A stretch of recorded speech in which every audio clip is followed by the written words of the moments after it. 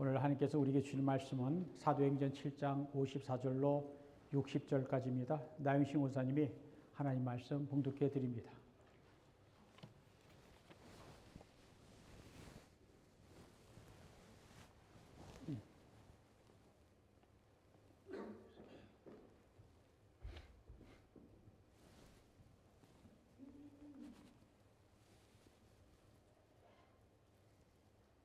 그들이 이 말을 듣고 마음에 찔려 그를 향하여 문을 닫더니 스데반이 성령을 충만하여 하늘로 우러러 주목하여 하나님의 영광과 예수께서 하나님 우편에 서신 것을 보고 말하되 보라 하늘이 열리고 인자가 하나님 우편에 서신 것을 보노라 한데 그들이 큰 소리를 지르며 길을 막고 일제히 그에게 달려들어 성 밖으로 내치고 돌로 칠세 증인들이 옷을 벗어 사울이라 하는 청년의 발 앞에 두니라. 그들이 돌로 스데반을 치니 스데반이 부르짖어 이르되 주 예수여 내 영혼을 받으시옵소서 하고 무릎을 꿇고 크게 불러 이르되 주여 이 죄를 저들에게 돌리지 마옵소서 이말을 하고 잔다. 할렐루야. 오늘 주일날 주일을 맞이하여 하나님께 예배드리는 여러분들에게 하나님 우리 아버지와 주 예수 그리스도부터 은혜와 평강이 있기를 기원합니다. 오늘 본문은 기독교 초대 교회에서 최초로 순교한 스데반 집사님의 순교 이야기입니다. 스데반이란 이름은 헬라어로 스테파노스인데 면류관, 왕관, 크라운이라고 하는 뜻을 가지고 있습니다. 아마도 그의 부모가 면류관, 즉 왕관을 쓰는 사람이 되라고 하는 뜻으로 그의 이름을 지어 주었을 것입니다. 하지만 그는 세상의 왕관이 아니라 영원한 하나님 나라의 생명의 면류관, 의의 면류관을 쓴 사람이 되었습니다. 그는 사도들보다 나중에 예수님을 믿었지만 사도들보다 먼저 순교자가 되었습니다. 예수님이 승천하신 후에 성령을 보내주시겠다라고 하는 주님의 약속을 믿고 예수님을 믿고 따르던 120명의 사람들이 간절히 기도하던 중에 오순절날 성령이 강림하여 처음으로 예루살렘에 교회가 세워지게 되었습니다. 그 교회는 믿는 사람들이 많아지고 서로 사랑하고 돕는 아름다운 교회였습니다. 그러나 가난한 과부들을 돕는 구제 문제로 교회 안에 갈등이 생겼을 때에 사도들은 성령과 지혜가 충만하여 칭찬을 받는 사람 7을 택하여 집사로 세우고 구제 일을 맡도록 했는데 그때 세워진 7 집사 중에 한 사람이 스데반입니다. 스데반은 초대교회가 처음으로 선택한 7명의 집사 중에 가장 뛰어난 사람이었습니다. 7명의 집사의 이름을 거명할 때 스데반 이름이 맨 처음으로 나타나는 것을 보게 됩니다. 집사라고 하는 말은 본래 음식을 먹을 때 시중을 드는 종을 의미하였습니다. 그리고 초대교회가 집사를 세운 목적은 집사들이 구제와 봉사의 일을 맡아서 하게 하므로 사도들은 기도와 말씀 사역에 전념하도록 하자는 데 있었습니다. 그런데 스데반 집사는 구제하는 일만 잘한 것이 아니었습니다. 그는 믿음과 성령이 충만하여 구약 성경과 하나님의 구원의 역사를 잘 알고 있었던 사람입니다. 더구나 그는 은혜와 권능이 충만하여 큰 기사와 표적을 행하고 말씀을 전하는 능력까지 뛰어났던 사람입니다. 우리는 오늘 본문 사도행전 7장 끝 부분만 읽었으나 스데반은 7장 2절로 53절까지 하나님의 구속 역사와 이스라엘의 배반과 불순종의 역사를 길게 자세히 이야기하고 있습니다. 그의 설교를 요약하면 다음과 같습니다. 하나님이 이스라엘 민족의 조상 아브라함을 우상 숭배가 성행하던 메소포타미아 갈대아 우르에서 불러내시고 고향과 친척을 떠나 하나님이 지시한 땅으로 가라 하시니 창세기 12장의 내용이죠. 아브라함이 하나님의 말씀에 순종하여 가나안 땅으로 들어갔는데 당시에 아브라함은 아직 자식이 없었으나 아브라함과 아브라함의 후손에게 그 땅을, 곧 가나안 땅을 소유로 주신다라고 하는 약속을 하셨고, 또한 그 후손이 다른 땅, 즉 애굽에서 나그네가 되어 그 땅 사람의 종으로 400년 지내다가 거기서 나와 가나안 땅에서 하나님을 섬기게 될 것이라고 하는 하나님의 약속부터 시작하여 이삭, 야곱, 요셉의 이야기, 출애굽, 모세의 이야기를 하면서 모세가 한 말씀입니다. 신명기 18장 15절, 18절의 말씀. 하나님이 너희 형제 가운데 나 같은, 즉 모세와 같은 선자를 세우리라 하고 하나님이 약속 예언하셨습니다. 그런데 그 하나님의 약속을 믿지 않고 결국 모세와 같은 선지자, 즉 그리스도 예수를 죽였다라고 말합니다. 그랬더니 이와 같은 스데반의 설교를 듣고 있던 유대인들이 본문 53절에서 그들이 이 말을 듣고 곧 스데반의 설교의 말을 듣고 마음이 찔려 그를 향하여 이를 갈았다 했습니다. 이스라엘 백성은 하나님께서 특별히 선택한 하나님의 백성, 선민이었습니다. 그러나 그들은 목이 곧고 마음과 귀에 할례를 받지 못하여 항상 성령을 거스리는 일을 하였습니다. 그리고 결국 예수 그리스도를 십자가에 못 박아 죽였습니다. 스데반은 아브라함부터 그리스도에 이르기까지 하나님의 구속의 역사를 해박하게 알고 있었고 담대하게 증언하였습니다. 하나님의 말씀은 살아있고 능력이 있습니다. 히브리서 4장 12절에 하나님의 말씀은 살아있고 활력이 있어 좌우에 날선 어떤 검보다도 예리하여 혼과 영과 및 관절과 골수를 찔러 쪼이기까지 하며 또 마음의 생각과 뜻을 판단하나니 라고 말씀합니다. 하나님의 말씀은 사람들의 마음을 찌르는 것입니다. 하나님 말씀을 읽을 때 마음의 찔림을 받게 되는 것입니다. 하나님의 말씀을 듣고 마음의 찔림을 받은 사람들은 두 가지 반응을 합니다. 하나는 마음의 찔림을 받았을 때 회개하고 하나님께 돌아오는 사람들이 있습니다. 오순절에 베드로의 오순절 설교에 마음의 찔림을 받은 사람들이 형제들아 우리가 어찌할꼬 Brothers what shall we do? 라고 하며 회개했습니다. 마음의 찔림을 받았을 때 회개하고 하나님께 돌아온 자는 하나님의 용서와 구원을 받습니다. 반면에 하나님의 말씀에 찔림을 받았을 때 또 하나의 반응은 회개하지 않고 더 악한 행동을 하는 사람이 있습니다. 오늘 본문에 나오는 유대인들은 스데반의 설교를 듣고 마음의 찔림을 받았으나 회개하지 않고 오히려 스데반을 향하여 이를 갈았습니다. 그들은 스데반이 전하는 말에 분노하였습니다. 그들은 스데반을 돌로 쳐서 죽였습니다. 말씀을 듣고도 회개하지 않으면 분노하고 증오하고 사람을 죽이기까지 합니다. 그 결과 스데반은 초대교회 최초의 순교자가 됩니다. 스데반은 집사였으나 12사도들보다 먼저 순교자가 됩니다. 순교는 아무나 할 수 없습니다. 순교는 하나님께서 특별히 허락하신 자만이 할 수가 있습니다.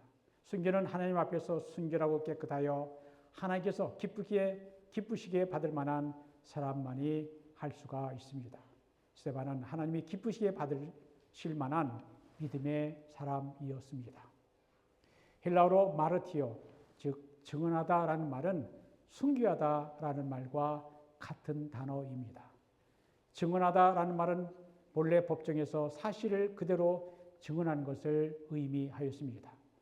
기독교적 의미에서 증인은 예수 그리스도의 십자가의 죽으심과 부활의 진리를 보고 들은 대로 증언한 사람을 의미합니다. 복음의 진리를 증언하는 것과 순교하는 것은 동의어가 되었습니다. 왜냐하면 당시에 십자가와 부활의 증인이 되려면 자기 목숨을 내놓아야 했기 때문입니다. 증언하다 마르티에라는 말에서 순교자 마르티스라는 말이 나왔고 영어 마터가로 발전하게 되었습니다. 스데반은 젊은 나이에 죽었으나 그의 순교는 결코 헛된 죽음이 아니었습니다. 스데반의 순교로부터 시작된 기독교에 대한 핍박으로 인하여 예루살렘에 모여 있던 성도들이 세상으로 흩어지고 복음이 온 세상으로 퍼져나가는 계기가 되었습니다. 하나님은 인간의 악함과 핍박까지도 선하게 사용하셔서 그리스도의 십자가와 부활의 복음이 온 세상에 전파되도록 하는 하나님의 뜻을 이루셨습니다. 오늘 본문에는 우리가 주목해 봐야 할 한 단어가 있습니다. 그것은 바로 스데반이 성령 충만하여 라고 하는 말입니다. 스데반은 성령이 충만한 사람이었습니다. 그리스도인은 성령 충만해야 합니다. 우리가 성령 충만하지 않으면 신앙생활에 힘이 없고 능력이 없고 예수 믿는 기쁨이 없습니다. 스데반이 사람들의 마음을 찌르는 설교를 할 수 있던 것은 그가 성령에 충만했기 때문입니다. 성령 충만하면 상상할 수 없는 놀라운 일들이 일어납니다. 오늘 본문에는 스데반이 성령 충만했을 때 그에게 세 가지 놀라운 능력이 나타난 것을 보게 됩니다. 첫째로 성령 충만하면 영의 눈이 열리고 하나님의 영광을 볼 수가 있습니다. 본문 55절입니다. 스데반이 성령 충만하여 하늘을 우러러 주목하여 하나님의 영광과 및 예수께서 하나님 우편에 서신 것을 보았다 하였습니다. 스데반은 성령 충만하여 그의 설교를 듣고 분노하고 일을 가는 사람들과 맞서 싸우지 않고 오히려 그의 눈을 들어 하나님의 영광을 보았고 하나님 우편에 서 계신 예수 그리스도를 보았습니다. 예수님이 십자가 죽으심 후에 부활하시고 승천하시고 하나님 보좌 우편에 계신 주님, 승천하신 주님을 스데반이 보게 된 것입니다. 성령 충만한 사람은 영적인 눈이 열려 하나님의 영광을 볼 수가 있다는 것을 보여줍니다. 여기에는 하나님의 오묘한 섭리가 담겨져 있습니다. 그것은 스데반이 순교할 때 사울이 그 모든 장면을 가까이에서 직접 지켜보았던 것입니다. 스데반의 순교 현장에는 스데반과 함께 복음을 증거하는 용기 있는 사람도 있었을 것이고 자기 목숨을 위해 비겁하게 그 자리를 슬쩍 피한 사람들도 있었을 것입니다. 그런데 스데반의 순교하는 장면에서 가장 큰 충격을 받은 사람은 바로 사울이라고 하는 사람이었을 것입니다. 세상에서 자기 목숨과 바꿀 수 있는 것이 무엇이 있겠습니까? 이 세상에 목숨과 바꿀 수 있는 것은 아무것도 없습니다. 자기 목숨이 가장 소중한 것입니다. 그러나 예수 그리스도의 복음을 당당하게 전하면서 자기 목숨을 내놓고 죽음을 영광스럽게 받아들인 스데반의 모습은 사울에게 큰 충격이었을 것입니다. 어떻게 저런 확신과 용기가 있을까? 그가 정말 미친 사람이 아니라면 뭔가 내가 모르는 진실이 있지 않을까? 사울의 마음에는 동요가 일어났을 것입니다. 사울은 많이 배운 사람입니다. 공부를 많이 한 사람은 대개 이성이 강합니다. 이성이 강한 사람은 자기 주장과 확신이 강합니다. 그런 사울이 스데반 순교 현장을 목격한 후로 그는 큰 충격을 받았습니다. 율법에 따라 돌에 맞아 죽임을 당하는 순간에도 당당하고 평안하며 오히려 돌로 치는 자들을 용서하는 스데반의 죽음을 보면서 그는 많은 생각을 하였을 것입니다. 스데반이라는 사람의 안에 무엇이 있기에 저처럼 당당하고 평안하며 자기를 죽인 자들을 용서할 수 있을까 하고 많은 고민을 했을 것입니다. 사울은 돌에 맞아 죽는 순간에도 돌을 던질 사람들을 용서하는 스데반을 결코 잊을 수 없었습니다. 그러나 사울은 하나님에 대한 잘못된 믿음이 지나치게 있었기 때문에 스데반의 죽음을 당연하게 여겼습니다. 본문 58절을 보면 돌로 스데반을 치는 사람들의 옷을 사울이라고 하는 청년의 발 앞에 두었다 했습니다.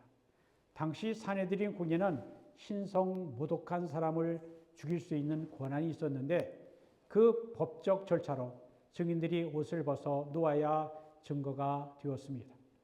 사울이 스데반의 죽음 앞에서 행동 대장 같은 역할을 했을 거라고 생각할 수 있습니다. 그리고 사도행전 8장 1절에는 사울은 그가 곧 스데반의 죽임을 당함을 마땅히 여겼다라고 했습니다. 사도행전 9장 1절에는 사울이 주의 제자들에 대하여 여전히 유업과 살기가 등등하여 대제사장에게 가서 다메섹 여러 회당에 가져갈 공문, 그 체포영장입니다. 청하니 이는 만일 그 도를 따른 사람을 만나면 남녀를 막론하고 결박하여 예루살렘으로 잡아오려 함이라 라고 하였습니다. 사울은 그리스도인들을 죽이고 잡아들이는 일에 열심을 내었습니다. 사울이 그리스도인들을 잡아들이는 체포영장을 받아 다메섹으로 향하여 가고 있을 때에 갑자기 하늘로부터 강한 빛이 그를 둘러 비추었습니다. 그 일로 인하여 사울은 3일 동안 아무것도 보지 못하게 되었습니다. 하나님은 사울을 변화시키기 위하여 그의 눈을 멀게 함으로 강권적으로 그의 마음을 사로잡았습니다. 지금까지 사울은 자기 눈으로 보는 것이 전부인 줄 알고 그의 생각과 눈으로 남을 판단하며 정죄하며 살았습니다. 그러나 이제 그의 눈으로 볼 수 없게 되었습니다. 그때 사울이 무슨 생각을 했을까요? 이제 나는 맹인이 되었구나. 앞으로 볼 수 있는 게 아무것도 없겠구나. 내가 지금까지 살아온 삶은 앞을 못 보는 맹인과 같은 삶이었구나. 내 눈으로 보는 것만 보고 잘못된 판단을 하여 잘못된 삶을 살았구나 하고 자기의 영적 빈곤, 믿음이 잘못되었음을 깨닫게 되었을 것입니다. 육신의 눈으로 보이는 것이 전부가 아닙니다. 때로는 육신의 눈이 보이지 아니할 때 오히려 영적인 눈이 열려 이전에 보지 못한 것을 볼 수가 있는 것입니다. 사울이 회심한 이후 사울이 바울이라고 하는 이름으로 불리우는 사도가 되어 나중에 그의 여러 서신에서 그가 한 말은 육신의 눈으로 보는 것이 전부가 아니라고 하였습니다. 로마서 8장에서 육신적인 것과 영적인 것, 육신의 일과 성령의 일, 육신의 생각과 영의 생각을 비교하면서 다음과 같이 말합니다. 육신에 있는 자들은 하나님을 기쁘시게 할 수 없느니라. 만일 너희 속에 하나님의 영, 곧 성령이 거하시면 너희가 육신에 있지 아니하고 영에 있나니 누구든지 그리스도의 영이 없으면 그리스도의 사람이 아니라 하였습니다. 고린도서 12장에서는 바울의 영이 육신을 떠나 셋째 하늘 하나님이 계신 곳에 올라가 말로 표현할 수 없는 환상과 계시를 받았습니다. 바울이 14년 전에 하나님의 계시를 받은 사람을 객관화하여 그라고 표현을 했지만 사실은 자기 자랑을 하지 않으려고 자신을 3인칭 히로 표현한 것입니다. 이때 바울은 자기 육체의 가시 어떤 것인지 알지 못하지만 자기의 질병이었을 것 같습니다. 그 질병이 떠나가기를 위해서 3번이나 하나님께 간절히 간구했지만 주님은 내 은혜가 내게 족하도다. 이는 내 능력이 약한 데서 온전하여 짐이라고 하는 주님의 음성을 들었습니다. 우리는 육신이 건강이기 때문에 사는 것이 아니라 육신의 병이 있어도 그 연약함 때문에 더욱 주님을 의지하는 믿음의 사람이 되어 주님의 은혜로 살아가는 것입니다. 우리가 약할 때 더욱 분명하게 주님의 능력이 나타나고 주님의 은혜가 우리를 살리는 능력이 되는 것입니다. 우리가 약할 때 하나님은 강함이 되십니다. 바울은 성령 충만하여 영의 눈이 열리고 영성이 깊은 믿음의 사람, 능력의 사람이 되었습니다. 바울은 모든 일의 이면에 감추어진 참 진리를 볼 줄 아는 사람이 되었습니다. 여러분의 영의 눈은 열려 있습니까? 혹시 내 눈에 보이는 것이 전부인 줄 생각하면서 살고 있지는 않습니까? 성령마다 성령 충만하여 영의 눈 영안이 열려야 합니다. 그래야 성령의 감동과 충만으로 하나님의 영광을 볼 수가 있습니다. 둘째로 성령 충만하면 죽음도 두려워하지 않고 담대하게 복음을 증거하게 됩니다. 오늘 본문에서 스데반은 성령 충만하자 자기를 죽이려는 살기 등등한 유대인 앞에서 조금도 두려워하지 않고 담대하게 십자가에서 죽으셨다가 다시 살아나시고 승천하시어 하나님 우편에 서 계신 예수님을 증언합니다. 스데반이 성령에 충만하여 담대하게 이렇게 말합니다. 본문 56절입니다. 말하되 보라 하늘이 열리고 인자가 곧 예수님이 하나님 우편에 서신 것을 보노라 하였습니다. 대제사장들과 서기관들, 바리새인들과 사두개인들은 본래 이해관계가 달랐음에도 예수님을 못 박아 죽일 때는 하나가 되어 예수님을 십자가에 달아 죽였는데 그 예수가 살아났고 부활, 승천하여 하나님 우편에 서 계시다라고 스데반이 증언을 하니 그 말을 듣고 유대인들이 큰 소리를 지르고 그들의 귀를 막고 일제히 스데반에게 달려들어 그를 성 밖으로 내치고 돌로 쳐 죽였습니다. 사람의 눈과 귀와 마음이 닫히면 사람이 얼마나 악하고 잔인할 수 있는가를 적나라하게 보여주었습니다. 그러나 성령 충만한 사람은 그러한 악한 사람들 앞에서도 두려움 없이 담대할 수 있습니다. 성령 충만할 때 담대하게 되는 것은 기독교 최초의 순교자 스데반이 처음이 아니었습니다. 오순절 날에 성령 받았을 때 예수님의 12 제자들은 능력과 믿음과 지혜의 사람들로 변화되었습니다. 사복음서에 나오는 예수님의 제자들과 사도행전에 나오는 제자들은 같은 사람들입니다. 하지만 그들의 믿음과 용기와 지혜에 있어서 전혀 다른 사람으로 변화되었습니다. 그들이 어떻게 달라질 수 있었습니까? 그들이 성령을 받아 성령 충만하게 되었기 때문입니다. 성령 충만이란 하나님의 영, 그리스도의 영의 감동과 지시와 명령을 받아 그대로 순종하는 것을 말합니다. 예수님의 제자들이 아직 성령 받지 못했을 때에는 예수님이 로마 군병에게 잡히시자 그들은 모두 자기의 목숨이 잃을 것이 두려워 예수님을 버리고 도망하였습니다. 베드로는 계집종 앞에서 나는 예수를 모른다라고 3번씩이나 부인하고 저주했습니다. 그런 비겁하고 용기 없던 제자들이 성령 받았을 때 완전히 다른 사람으로 변하게 됩니다. 그들은 세상에 지식 있는 사람보다 더 지혜롭고 세상에 용기 있는 사람들보다 더 담대한 사람으로 변하게 됩니다. 제자들이 어떻게 전혀 다른 사람으로 변화할 수 있었습니까?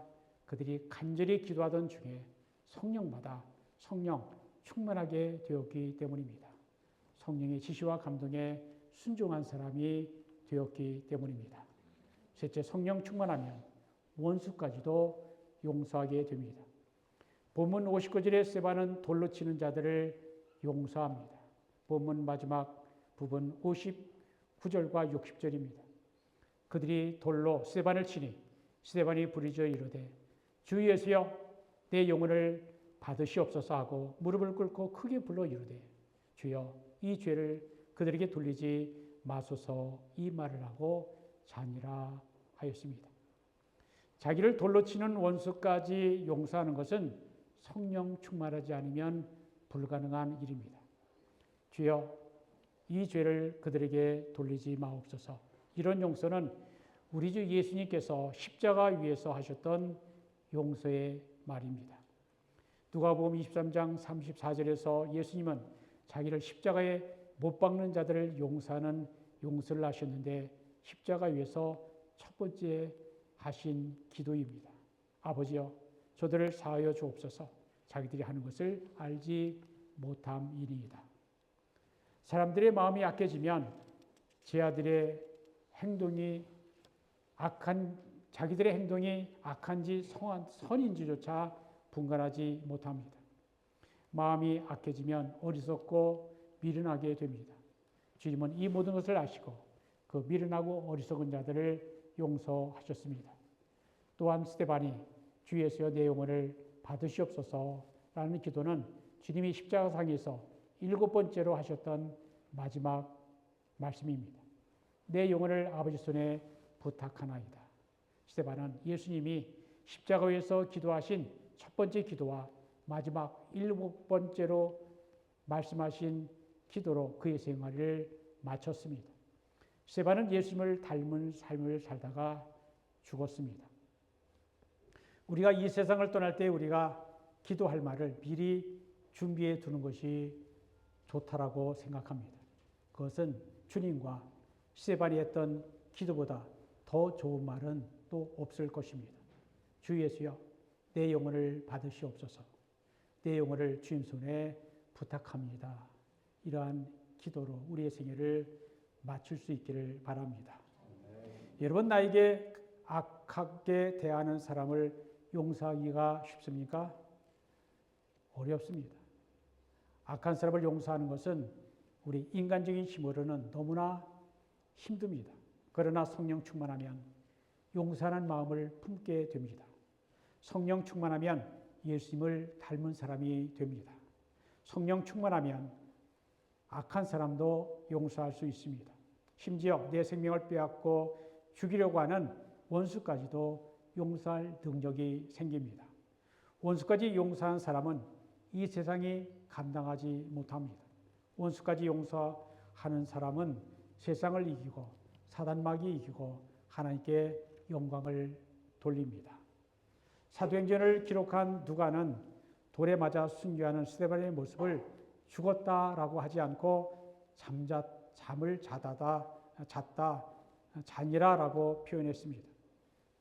의사 출신인 누가는 바울을 따라다니며 복음을 전했고 사도행전을 기록한 역사가입니다.